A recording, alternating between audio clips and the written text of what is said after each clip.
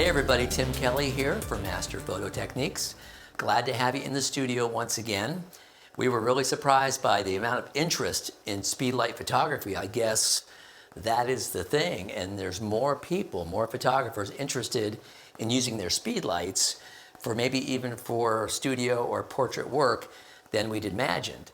So what we're going to do today is show you some of the upgrades that we've made in the last week, which is finally the S2 adapter for the Godox has come in, and we're going to talk about that and show it to you, and also do a little bit of a setup of what I might use 2 or 3 or 4 of these lights for, so that you get an idea how to emulate a really solid studio portrait setup.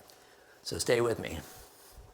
As many of you, I'm sure, know, the S2 brackets have been very hard to get. So when I got the round lights, obviously I needed those adapters. I ordered them from a couple different companies, hoping one would come in first, and they did, just a day or two apart.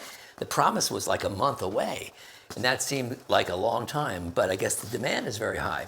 So what we got here is one of the new Godox S2 adapters. Very simple.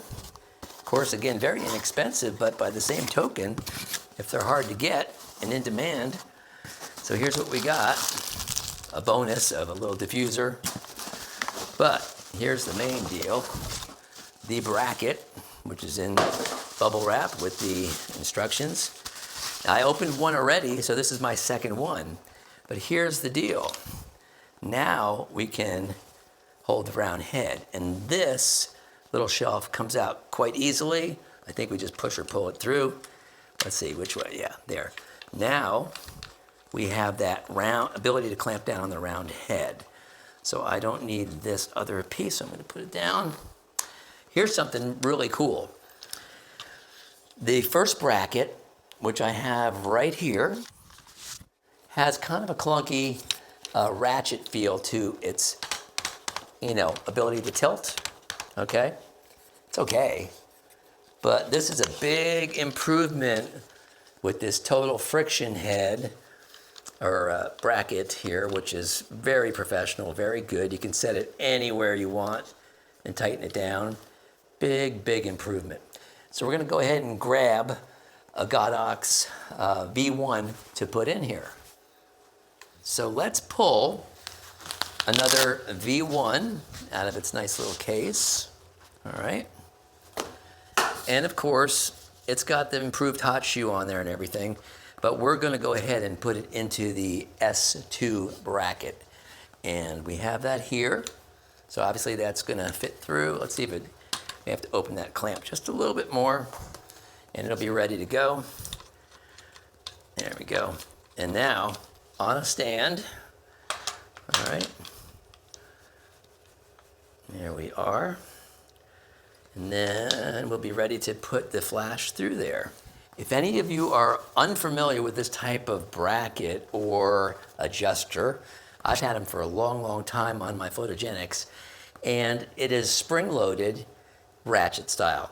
So you have to pull this out to move the handle substantially. So if you run out of space and you're hitting the item, you just go ahead and pick a different point by pulling it out. It's spring-loaded.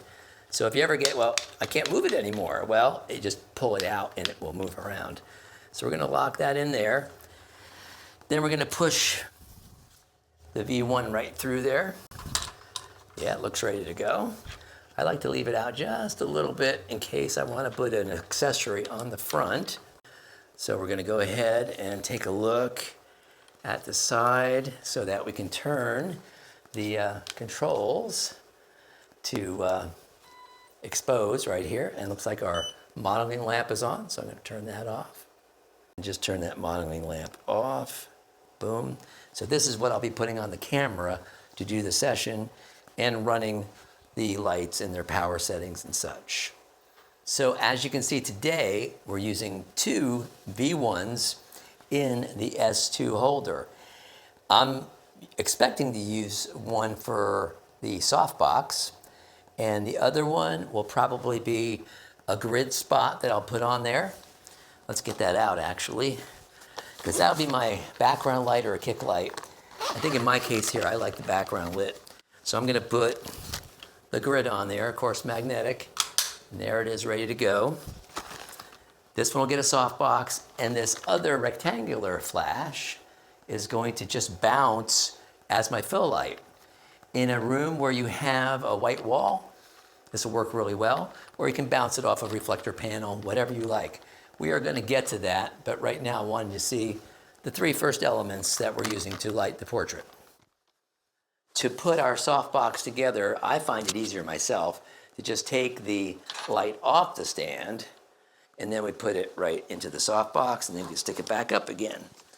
We went through this in the last video. Quite simple. 2 corners in, another one under the lip, and then a 4th one under the lip. Okay, so once you're under those metal lips, I'm just gonna make sure the new S2 bracket is pretty tight on that round head, which it is, and then we can take it up and put it back on the stand. This is going to be our main light. We're gonna tighten that up. Boom, and I like to, we'll talk about this quite a bit in the future, but when I'm bringing in a main light, I often like to have it pitched down just a little bit. So this would be like this, just a little bit of a pitch, and that's probably where I'll use it. So our number 2 light in this scenario is the fill light. And this fill light, we're just gonna choose to bounce it off a white wall because we are near a white wall. So this being our fill box, what I will refer to in all my videos as number 2, we have the Canon flash, which is a traditional rectangular flash, and we have a Godox receiver here. I'm using channel 21 and group B, that's just what I've assigned to it. And we should be able to fire that from the remote control. So that's our fill. What we're gonna do with the next light, and this would be, in my scenario, number 3, and it's going to be used as a background light. It could be used as a kick, but I'm gonna show you why. We're gonna turn on the modeling lamp on here, and you can see where it's pointed on the background to give you a little extra illumination. And we have in the front, we're using a grid spot. So that is set up. And then we're gonna go ahead and work with the main light, the softbox. So here's our Godox number 1, and we have it all on remote control. So we can go ahead and turn on the modeling lamp, which is not super bright, but it helps you know kind of where you're pointing it. It is an asset, I do believe. So we're gonna put it in position so you get a better idea of the entire studio. All right, we've talked about the main light, which in this case today is a V1, Godox V1 in a 24-inch square Godox softbox, which you saw me put together. The number 2 light back here is just another flash head controlled by the Godox remote here, and that's gonna bounce off the wall as a fill. It's gonna fill everything. The background, it's gonna bounce off the ceiling. It's a mega bounce like ambient fill. Then we have our spotlight here on the background, which if you can see and remember, we can place it where we want it in the scene, all right? But what we need to talk about now is the 4th piece, the reflector, okay? I choose a large standing white reflector. This is an older Photoflex or Lightform panel, which is 72 inches high. The ones that are currently available, I think, are 70 inches, 68 or 70 inches high, and they are from Photoflex, same as this guy is. So these are the white reflectors that we use on the shadow side to make our lighting work. So I have main, fill, kick or background over here, and everything over here is active, and everything over here is passive, it's bouncing. So what you need to do wonderful portraits where you have great control is a main, a fill, an accent, and a reflector. A lot of people use V-flats and other types of reflectors, or it could be near another white wall, but then you can't move it like you can move this. So I highly recommend using the largest reflector you can get, though the small ones like this 32 round is perfectly good for a headshot. All right? Hey, so thank you for being with us again on Tim Kelly's Master Photo Techniques. Today, the second installment on Speedlight photography, and in my case, Speedlight portraits, creating a studio out of these Godox V1s and their remotes and modifiers, and getting really big portraits out of these little lights. So next time we will have a model. We'll explain the whole thing to you with distances and power output, and you'll get to see us create that big studio look with Speedlights. Thanks for being with us, and stay tuned.